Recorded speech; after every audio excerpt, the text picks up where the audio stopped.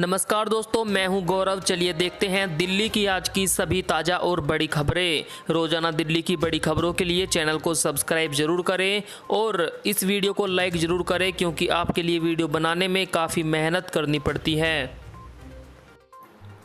दिल्ली में बीते 24 घंटों के दौरान कोरोना के मामलों में आई भारी कमी, संक्रमण दर भी 7% से हो गई है कम।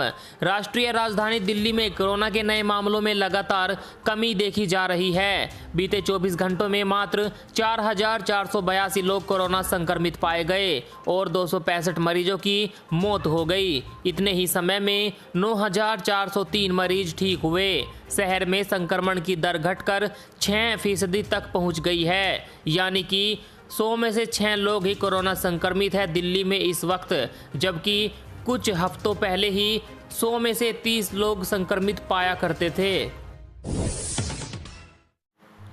मुख्यमंत्री अरविंद केजरीवाल के 4 बड़े ऐलान। बिना राशन कार्ड मिलेगा राशन, अनाथ बच्चों की शिक्षा मुफ्त, मुआवजा भी देगी सरकार। दिल्ली के मुख्यमंत्री अरविंद केजरीवाल ने कोविड पीड़ितों के लिए बड़े ऐलान किए हैं। उन्होंने कहा है कि दिल्ली में जिन्हें ज़रूरत है लेकिन उनके पास राशन कार्ड नहीं है, तो भी उन लोगों को सरकार फ्री में राशन देगी। हर ज़रूरतमंद को महीने में 10 किलो राशन मिलेगा। वहीं ऐसे बच्चे जिनके माता पिता दोनों की मृत्यु कोरोना के चलते हो गई, उनकी शिक्षा दिल्ली सरकार फ्री में करवाएगी। वहीं जिनके घर में कमाने वाला एकमात्र शख्स कोरोना के चलते नहीं रहा, उन्हें भी पेंशन दी जाएगी। केजरीवाल ने कहा कि कोरोना की इस महामारी के दौरान आम आदमी को चारों तरफ से मार पड़ रही है। कोरोना की वजह से लॉकडाउन लगा है और लॉकडाउन की वजह से रोजगार ठप पड़े हैं। कई लोग ऐसे हैं जिनके घरों में खाने पीने की भी दिक्कत होती है। केजरीवाल ने कहा कि कई ऐसे बच्चे हैं जिन्हें मैं जानता हूं, कोरोना में उनके माँ बाप चले गए। कई बुजुर्ग ऐसे हैं जिनके कमाने वाले बच्चे चले गए। बीते कुछ दिनों से हम लोग इस पर बातचीत कर रहे थे कि कैसे इस वक्त में हम ऐसे लोगों की मदद कर सके, उनकी समस्याओं को दूर कर सके। विचार मंथन के बाद हमने 4 फैसले लिए हैं जिससे लोगों को काफ़ी राहत मिलेगी। पहला फैसला, दिल्ली में सभी को मुफ्त राशन मिलेगा, भले ही उनके पास राशन कार्ड क्यों ना हो। दूसरा फैसला, जिनकी कोरोना से मौत हो गई है उनके परिवार वालों को 50-50 हज़ार रुपये का मुआवजा मिलेगा। तीसरा फैसला, ऐसे बच्चे जिनके माँ बाप गुजर गए हो उनकी सरकार परवरिश करेगी और मुफ्त में उनको शिक्षा देगी। अरविंद केजरीवाल ने कहा, बच्चों पर है कोरोना, सिंगापुर से आया नया वायरस है, बहुत खतरनाक। बच्चों पर मंडराते खतरे को देखते हुए मुख्यमंत्री अरविंद केजरीवाल ने ट्वीट किया। उन्होंने कहा है कि सिंगापुर में आया कोरोना का नया रूप बच्चों के लिए बेहद खतरनाक बताया जा रहा है। भारत में ये तीसरी लहर के रूप में आ सकता है, इसीलिए केंद्र सरकार से मेरी अपील है कि सिंगापुर के साथ हवाई सेवाएं तुरंत प्रभाव से रद्द कर दे। साथ ही बच्चों के लिए भी वैक्सीन के विकल्पों पर प्राथमिकता के आधार पर काम किया जाए। प्रधानमंत्री नरेंद्र मोदी ने कहा, कोरोना के कम होते आंकड़ों के बीच हमें ज़्यादा सतर्क रहने की है ज़रूरत। कोरोना को लेकर प्रधानमंत्री नरेंद्र मोदी ने लिखा है कि इस समय कई राज्यों में कोरोना संक्रमण के आंकड़े कम हो रहे हैं, कई राज्यों में केस बढ़ रहे हैं। कम होते आंकड़ों के बीच हमें ज़्यादा सतर्क रहने की ज़रूरत है। बीते 1 साल में करीब करीब हर मीटिंग में मेरा यही आग्रह रहा है कि हमारी लड़ाई एक एक जीवन बचाने की है।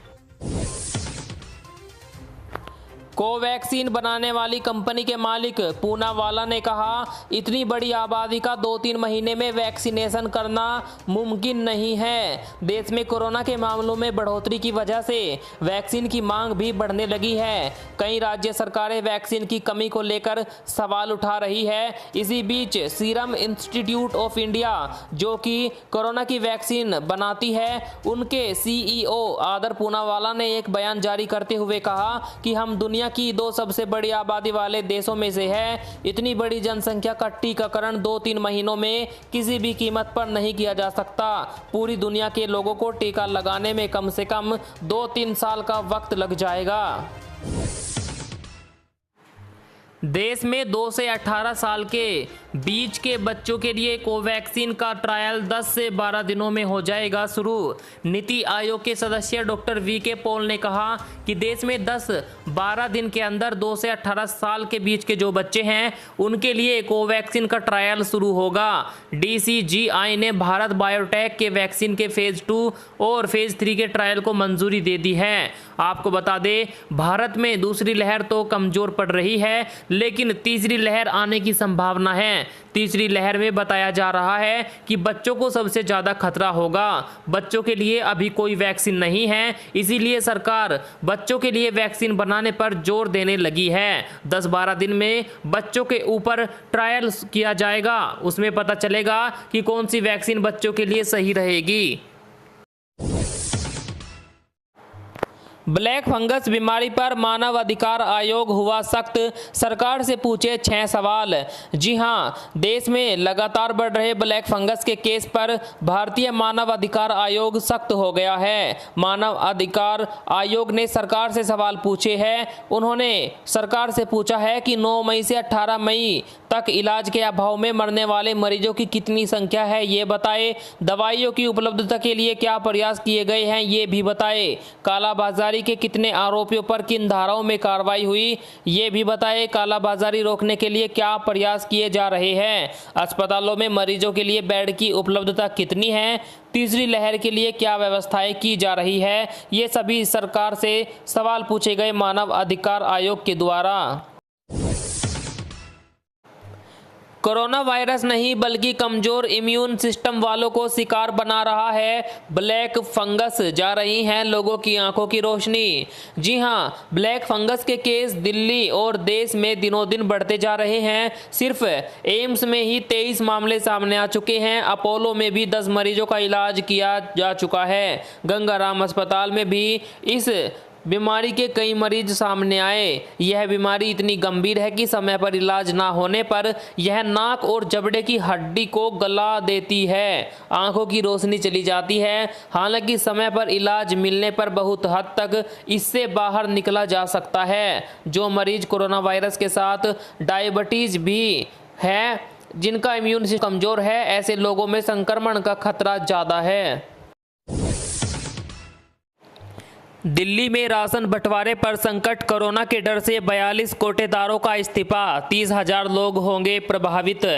दिल्ली में कोरोना संकट से उबरने के लिए लॉकडाउन लगातार बढ़ाया जा रहा है। लॉकडाउन में राशन की दुकानों पर अनाज बांटने की मुहिम को तेज करते हुए केंद्र सरकार ने राशन की दुकानों को महीने के सभी दिन और रात खोलने के निर्देश भले दे दिए हो, लेकिन इस मुहिम को दिल्ली में तगड़ा झटका लगा है। राजधानी दिल्ली के सर्कल के 63, सीमापुरी के 42 कोटेधारकों ने सामूहिक रूप से इस्तीफा दे दिया है। इनकी ओर से संचालित राशन की दुकानों से करीब 30,000 लोग राशन ले रहे थे।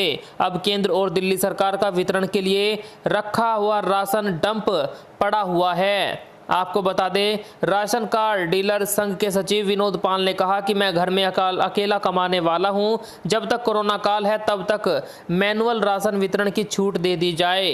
राशन बांटने वालों ने कहा है कि हमारी जान को खतरा है, इतने लोग रोज आएंगे तो हमें भी कोरोना वायरस हो सकता है, इसीलिए हम राशन नहीं बांटेंगे और हम इस्तीफा दे रहे हैं। सितंबर के बाद दिल्ली को मिली इतनी साफ हवा। तेज हवाओं और हल्की बूंदाबांदी ने दिल्ली के लोगों को प्रदूषण से अच्छी खासी राहत दी है। यहां तक कि पिछले साल सितंबर महीने के बाद अब कहीं जाकर दिल्ली की हवा इतनी साफ सुथरी हुई है। केंद्रीय प्रदूषण नियंत्रण बोर्ड के मुताबिक दिन का औसत वायु गुणवत्ता सूचकांक 93 अंक पर रहा। इस स्तर की हवा को संतोषजनक श्रेणी में रखा जाता है। दिल्ली के लोगों के लिए वर्ष 2020 के 5 महीने खासे साफ सुथरे रहे थे। मार्च, अप्रैल, मई, जून, जुलाई, अगस्त। आपको बता दें, इन दिनों में यहाँ लॉकडाउन था, इसीलिए काफ़ी हवा साफ हो गई थी। अब फिर से पिछले साल के बाद इस महीने में सबसे साफ सुथरी हवा मिली है दिल्ली को।